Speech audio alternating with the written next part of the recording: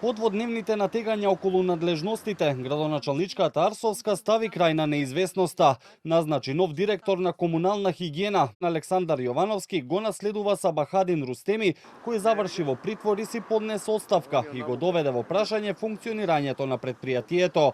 Според Арсовска, Јовановски доаѓа од град Скопје од секторот инспекторат и е човек кој е со повеќе годишно работно искуство, особено во делот на заштита и унапредување на животната средина. Јовановски има високо образование за менаџмент и истекнат меѓународен сертификат за институционални пристапи за заштита на животната средина. Со своето образование, професионално искуство и ангажман во јавниот и приватниот сектор, Јовановски ќе придонесе во КХС Скопје унапредување на стандардите на јавното предпријатие, модернизација на системите за управување со отпад и одржување на чиста, здрава и еколошки одговорна средина во градот Скопје. Вели Арсовска.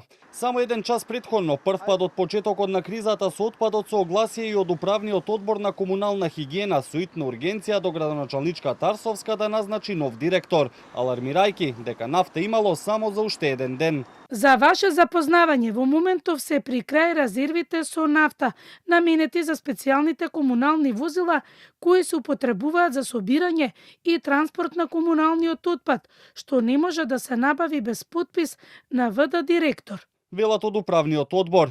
Дводневното статус кво по оставката на Рустеми, освен стравувањата дека возилата за смет можат да останат без нафта, а со тоа депониите да се вратат на улиците, ги загрижи и вработените дека можат да останат без плата.